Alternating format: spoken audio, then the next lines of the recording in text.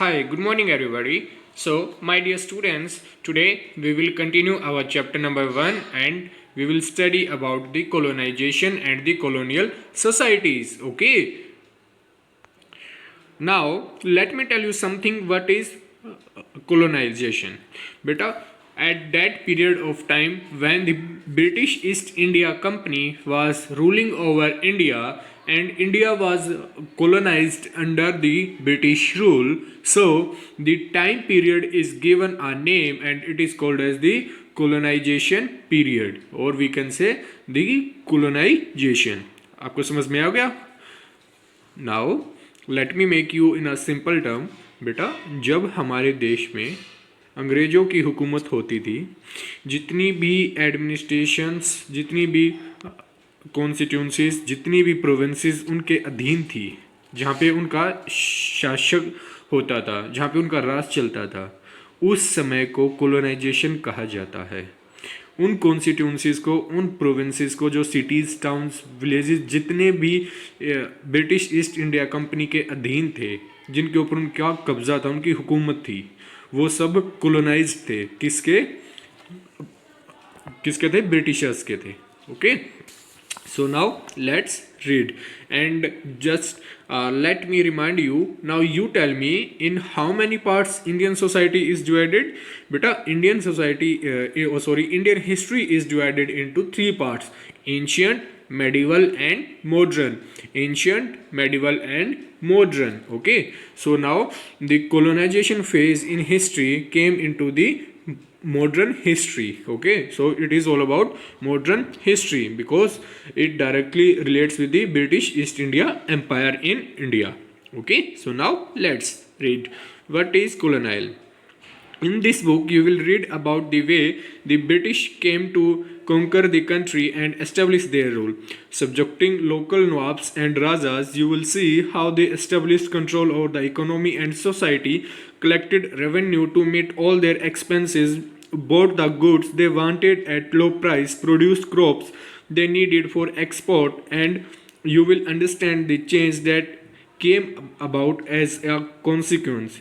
You will also come to know about the changes British rule brought about in values and taste, customs and practices. When the subjugation of one country by another leads to these kinds of political, economic, social and cultural changes, we refer to this the process as colonization. Okay, now what we will read in this chapter is like how the invention of India by British took place. Okay, and when the Britishers came to India, they met with Nawabs and Rajas.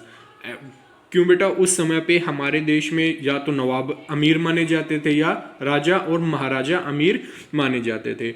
और in the every part, like in north, south, east and west and in all other small directions, only a nawab or a ruler or a king was ruling the state, the town or the cities, and the kingdom was his own empire. So they directly meet with the king or the nawab because they want to expand themselves in India.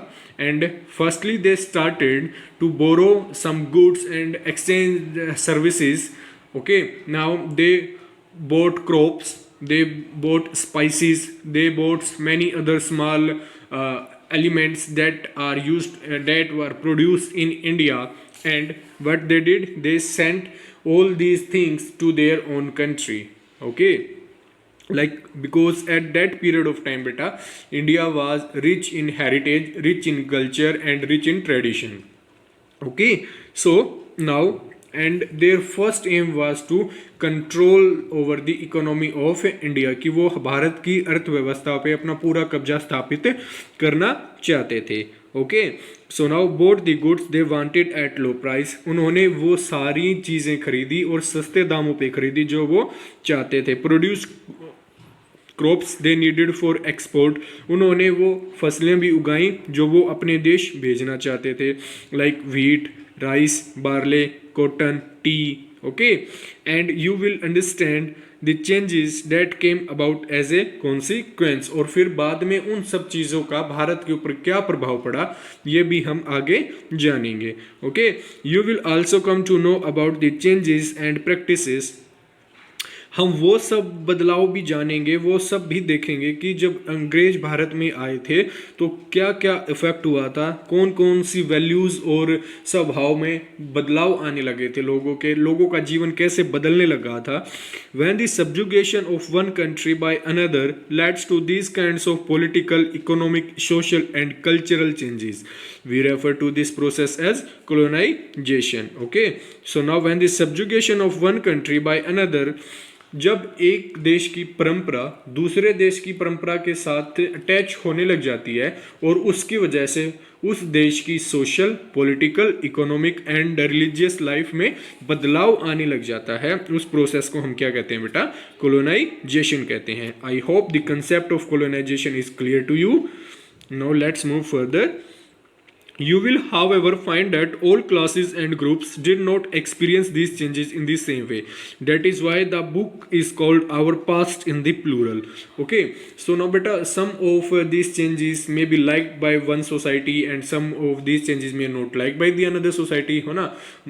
ऐसा ही होता ना कि भाई एक class में कुछ चीज़ें एक बच्चे को अच्छे से समझ आ गई, लेकिन कुछ चीज़ें भाई दूसरे बच्चे को अच्छे से नहीं समझ में आई, उसको वो पसंद नहीं है खाने में। सपोज करो कि आपके घर में कभी कुछ बनता है, कभी कुछ बनता है, कुछ चीज़ें आपकी पसंद की बनती हैं तो कुछ आपके भाई बहन की पसंद की बनती हैं।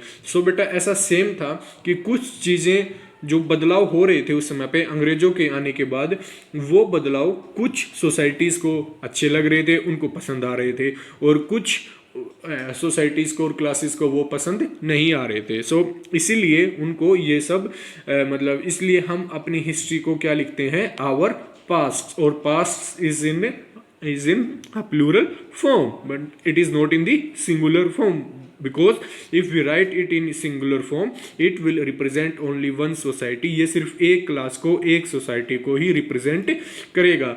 and we all know that in our ancient time there were several towns, several cities, several kingdoms, small, large kingdom, high kingdoms, okay, so and the large emperors who ruled our country. So इतिहास हमारे देश में बहुत ज़्यादा पुराना है, बहुत ज़्यादा विकसित है और बहुत ज़्यादा अलग अलग तरह के, अलग अलग प्रकार का है। सो इसलिए to read and to study every aspect of history we write our past, हमारा इतिहास। ठीक है, now how do we no?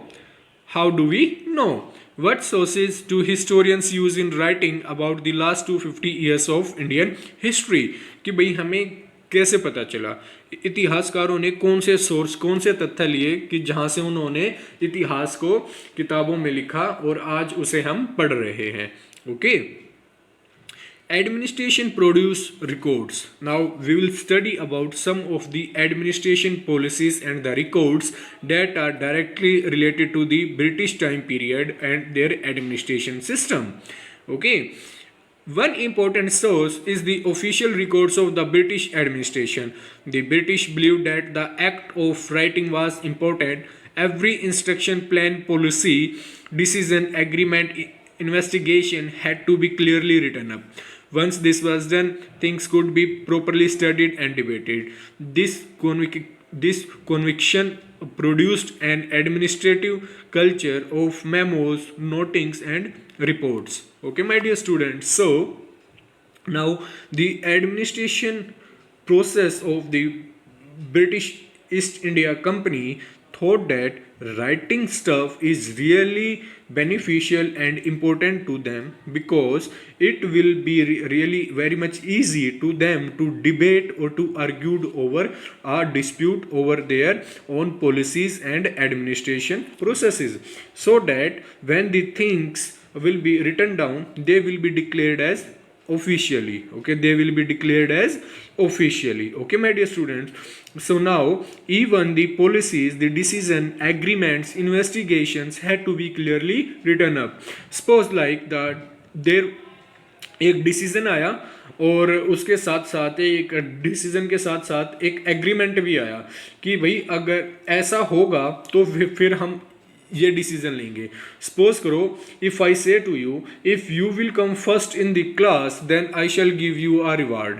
Okay, suppose तो इसमें एग्रीमेंट क्या आपकी बेटा कि अगर आप फर्स्ट आओगे ना तभी आपको प्राइज मिलेगा, और इसमें डिसीजन क्या है कि आपको प्राइज अवश्य मिलेगा, ठीक है, आपको प्राइज जरूर मिलेगा, ठीक है। So such kind of agreements were made by the Britishers to capture the mind and to capture the trust of the people of the Indians. Okay, कि भाई उनके विश्वास को जीतने के लिए, उनके दिलों में अपने लिए जगह बनाने के लिए वो ऐसे ऐसे एग्रीमेंट्स उसमें राइटिंग्स में देते थे, और फिर उनको क्लियरली याद भी रहता था कि हाँ भाई हमने एक ऐसी पॉलिसी निकाली थी, ऐसा डिसीजन निकाला था, एक ऐसा एग्रीमेंट हमने किया था। Okay, now they did agreement with the kings, with the nawabs, with the maharajas, okay, and for their own development, okay beta, and just because of the records their administration system was really beneficial and fruitful to our country, to them and to our own people also, because what they did, they were always remember that what they had done through their own writings, जबकि उनको ये याद रहता था कि बेटा पहले के हमने क्या किया था और अब हमें क्या करना चाहिए। Okay, The Britishers also felt that all important documents and letters needed to be carefully preserved. और बेटा यहाँ तक कि जहाँ पे ब्रिटिशर्स अपना एडमिनिस्ट्रेशन सिस्टम की policies, rules and regulations, agreements, investigations और डिसीजन मेकिंग, जो भी उनकी विचारधाराएं थी, जो भी उनकी सोच समझ थी, वो जहाँ पे वो लिखते थे उन बुक्स को, उन लेटर्स को, जो लेटर्स वो एक दूसरे के पास भेजते थे, एक अधिकारी दूसरे अधिकारी के पास भेजता था, वो एक राजा के साथ संधि किए हुए एग्रीमेंट्स, वो एक राजा के साथ बनाए हुए रूल्स एंड रेगुलेशंस के डिसीजंस की कॉपी, वो सब ना वो बेटा संभाल के रखते थे, ठीक है, उनको कभी गुम नहीं होने देते थे, वो बहुत ज़्यादा संभाल के रखते थे कि ताकि आने वाले समय में भी उनका यूज़ किया जा सके। So set up record rooms attach to all administrative institutions. और बेटा उस समय पे जितने भी उनके गवर्नर जनरल्स, वाइस रायज और पुलिस स्टेशंस और देयर ओन कंपनी और फैक्ट्रीज, जितने भी इंस्टीट्यूशंस थे ना बेटा ब्रिटिशर्स के, यू कैन से every institution has a separate room of administration records.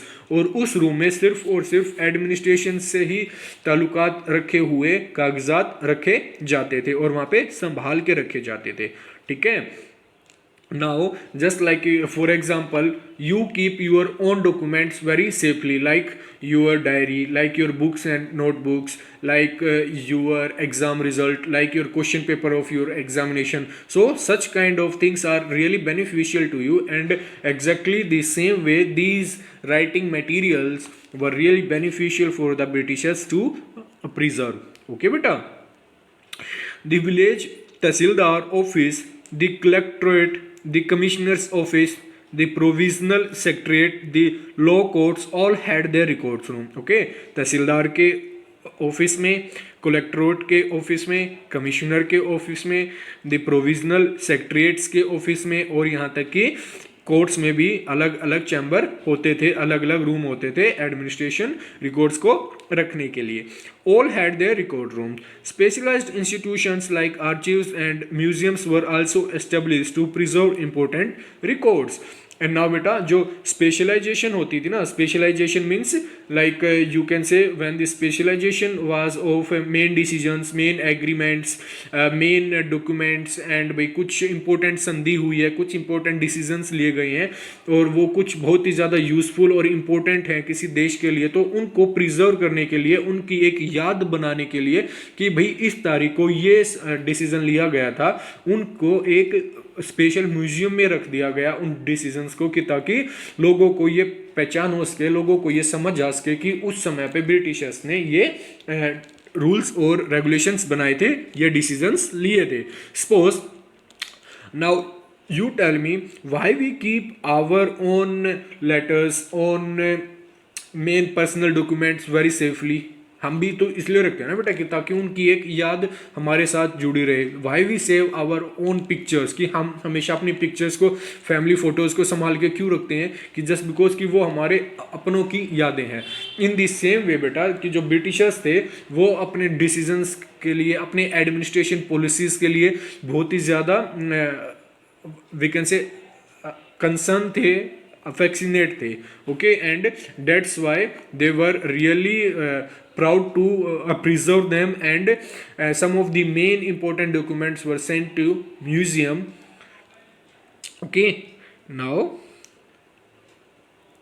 letters and memos that moved from one branch of the administration to another in the early years of the 19th century can still be read in the archives. You can also study the notes and reports that district official prepared, or the instructions and directives that were sent by officials at the top of the provincial administration.